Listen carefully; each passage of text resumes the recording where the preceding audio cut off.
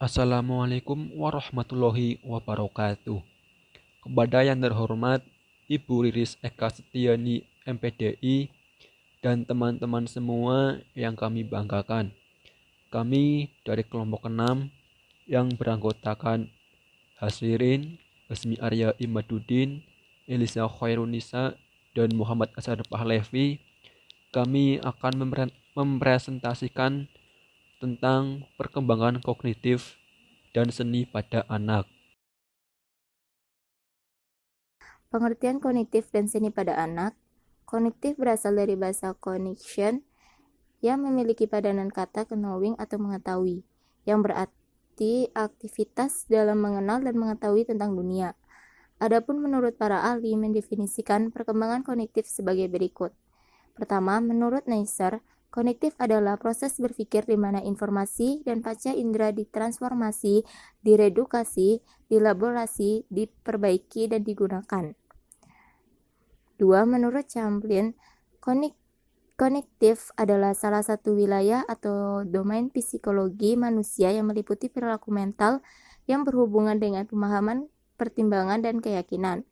Menurut Santrok, kognitif mengacu kepada aktivitas mental tentang bagaimana informasi masuk ke dalam pikiran, disimpan, dan ditransformasi, dan disimpan kembali. Pengertian perkembangan seni pada anak. Menurut Kamus Besar Bahasa Indonesia, seni diartikan sebagai elok, indah, kecakapan, membuat atau sesuatu yang diciptakan dengan kecakapan yang luar biasa. Menurut Dodge, Kolkar, dan Heroman, menyatakan bahwa seni adalah mendesain, membuat, dan menghasilkan sesuatu. Dengan demikian, perkembangan seni pada anak adalah proses merefleksikan keindahan yang dihasilkan dari kegiatan eksplorasi terhadap lingkungan dan hasilnya dapat dinikmati. Peran seni dalam mengembangkan aspek-aspek perkembangan anak. Kegiatan seni yang dapat mengembangkan aspek-aspek perkembangan anak diantaranya adalah A. Visual art. Visual art mengacu pada kegiatan menggambar, melukis, membuat sesuatu bentuk dari bahan-bahan tertentu. Hubungannya dengan aspek perkembangan anak antara lain 1. Perkembangan sosial emosi. Melalui visual art, anak dapat mengekspresikan perasaan melalui warna-warna, tekstur, dan media yang dipilihnya. 2. Perkembangan fisik. Anak yang sering melakukan berbagai kegiatan seperti menggunting, membuat garis, memukul, akan membantu anak dalam melatih koordinasi mata dan tangannya serta motorik halusnya. 3. Perkembangan kognitif. Dengan anak sering menggambar, melukis, dan membentuk sesuatu dari apa yang pernah ia lihat, dapat membantu anak dalam menggunakan keterampilan berpikir untuk merencanakan, mengorganisasi informasi, memilih media, dan mempresentasikan ide-idenya ke dalam suatu bentuk karya seni. 4. Perkembangan bahasa. Dengan anak sering menceritakan apa yang telah mereka lakukan, serta menjawab pertanyaan tentang hasil karyanya, pada saat itulah kosakata anak akan semakin bertambah. Musik dan gerakan merupakan kegiatan yang sangat menyenangkan untuk anak. Dengan musik, anak akan terakomodir gerakannya menjadi gerakan yang mengikuti irama sehingga gerakannya lebih bermakna. Hubungan kegiatan musik dan gerak dengan aspek perkembangan anak antara lain 1. Perkembangan sosial emosi. Musik yang tenang akan membuat anak menjadi tenang dan rileks juga. Anak menggunakan gerakan untuk mengekspresikan bahwa dirinya sedang senang, marah, ataupun sedang sedih. 2. Perkembangan fisik. Anak akan mengembangkan aspek motorik kasarnya melalui kegiatan olah tubuh dan melakukan eksplorasi dengan badannya terhadap musik yang dimainkannya. 3. Perkembangan kognitif. Beberapa bidang ilmu eksakta akan mudah dipahami oleh anak jika dijelaskan melalui musik dan pemanfaatan musik. Musik dan gerak terbukti telah menjadi sebuah alat yang ideal bagi anak-anak usia dini untuk belajar dengan cara yang menyenangkan. 4. Perkembangan bahasa. Aktivitas bermusik yang dilakukan pada syair lagu, irama, ketukan, dan mendramatisir cerita melalui gerakan dan instrumen musik akan memberikan efek yang positif pada keterampilan berbahasa anak.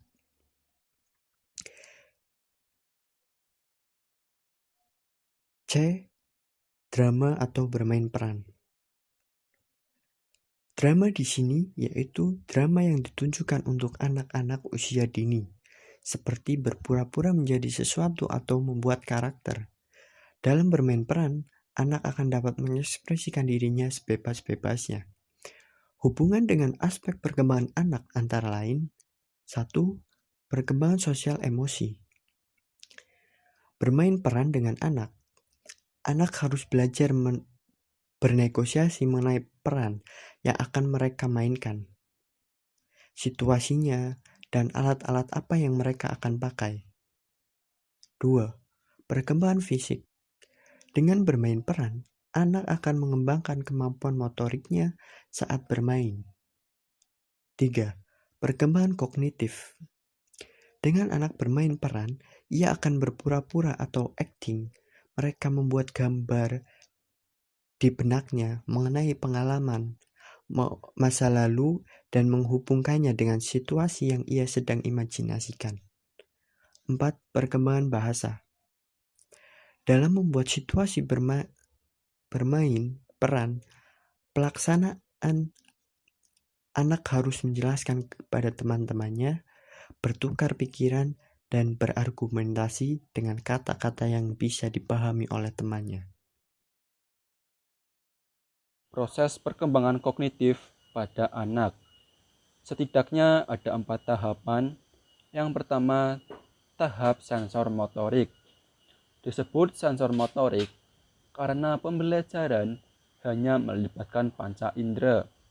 Untuk mengetahui dunianya, seorang anak hanya melibatkan atau mengandalkan panca inderanya, seperti indera pendengaran, penglihatan, dan lain sebagainya.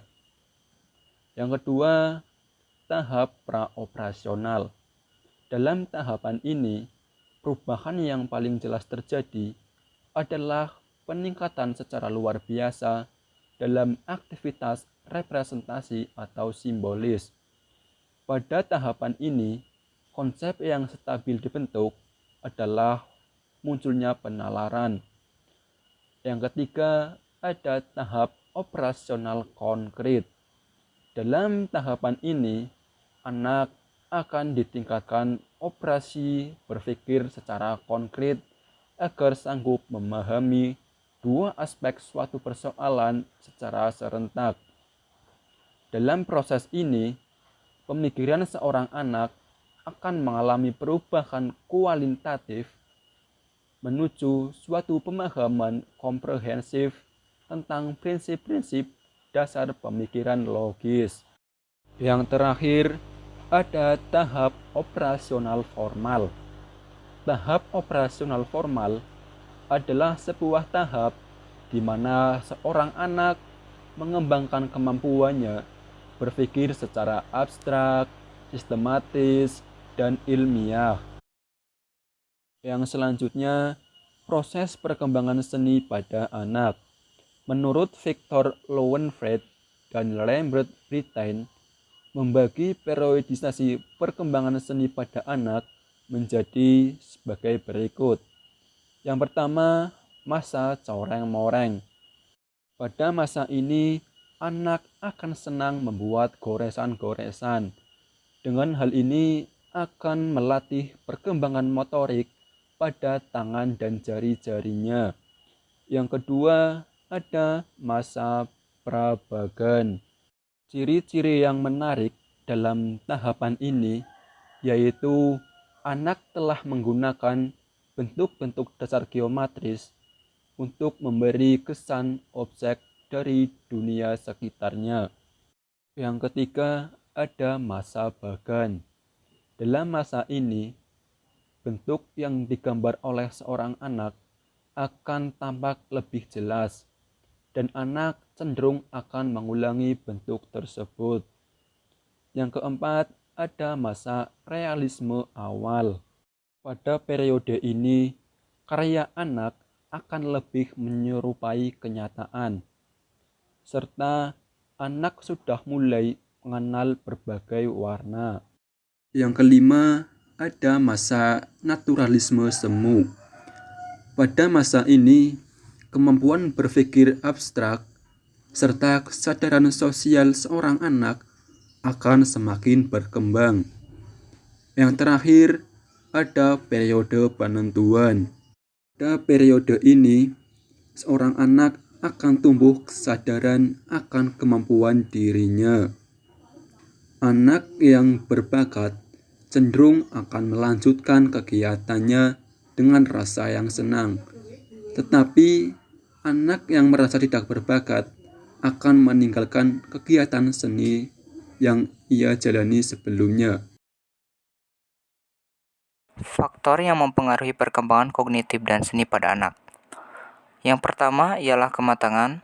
Kematangan perkembangan sistem saraf pusat, otak, koordinasi motorik, perubahan fisiologis dan anatomis sangat berpengaruh pada perkembangan kognitif seorang anak. Yang kedua ialah pengalaman fisik. Bila seorang anak berinteraksi dengan lingkungannya, maka akan memperoleh pengalaman fisik. Pengalaman fisik ini memungkinkan anak mengembangkan aktivitas dan gaya otak. Pengalaman fisik dapat berasal dari kegiatan seperti meraba, memegang, melihat, mendengar, sehingga berkembang menjadi kegiatan berbicara, membaca, dan berhitung. Pengalaman logika matematika yaitu pengalaman membangun hubungan-hubungan yang didapat dari hasil interaksi terhadap objek. Dengan pengalaman logika pelajaran matematika akan terbentuk pengetahuan logika matematika dalam diri individu. Yang keempat, pengalaman sosial. Interaksi sosial bisa dalam bentuk bertukar gagasan atau pendapat dengan orang lain, percakapan dengan teman sebaya, perintah yang diberikan orang yang lebih tua atau dewasa, atau bentuk kegiatan lainnya. Melalui diskusi dengan orang lain akan memperoleh pengalaman mental yang bagus. Yang kelima, yaitu keseimbangan. Sebuah keseimbangan akan dapat mereka capai melalui proses asimilasi dan akomodasi. Asimilasi adalah suatu proses yang berkaitan dengan pemerolehan informasi dari lingkungan, sedangkan proses akomodasi berkaitan untuk menerima informasi baru. Yang keenam adalah adaptasi. Anak sebagai hasil adaptasi dengan lingkungannya akan secara progresif menunjukkan interaksi dengan lingkungan secara lebih rasional. Faktor yang dapat menghambat perkembangan kreativitas seni anak antara lain yang pertama, tidak adanya dorongan bereksplorasi. Yang kedua, jadwal yang terlalu ketat. Yang ketiga, terlalu menekankan kebersamaan keluarga. Yang keempat, tidak boleh berhayal. Melarang anak untuk menghayal juga dapat menghambat perkembangan daya imajinasi anak sehingga dapat memadamkan kreativitas anak. Disiplin otoriter cenderung menuntut anak untuk patuh terhadap segala aturan atau keputusan orang tua. Maka yang muncul adalah anak menjadi kurang memiliki inisiatif untuk melakukan sesuatu dan hal itu dapat menghambat kreativitasnya. Dalam penyediaan alat permainan yang terstruktur, menghilangkan peluang anak untuk berpikir kreatif karena anak tidak dapat menuangkan imajinasinya untuk membentuk, memodifikasi, dan menciptakan suatu karya melalui media tersebut. Demikian penyampaian dari kami. Kurang lebihnya mohon maaf. Terima kasih. Wassalamualaikum warahmatullahi wabarakatuh.